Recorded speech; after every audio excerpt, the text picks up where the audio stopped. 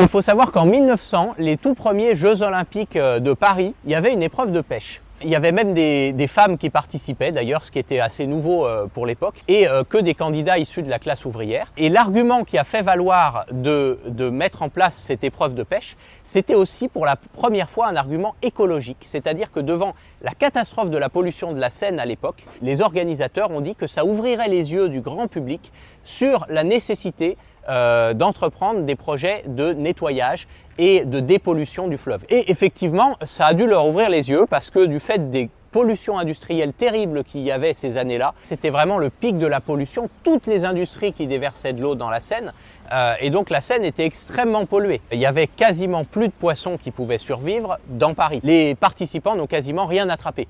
Les photos d'époque sont risibles, hein. On voit des équipes entières de sportifs qui brandissent fièrement une toute petite tablette grande comme ça qui leur a permis de gagner. Des tout petits poissons très peu sensibles à la pollution, c'est les seuls qui survivaient à l'époque.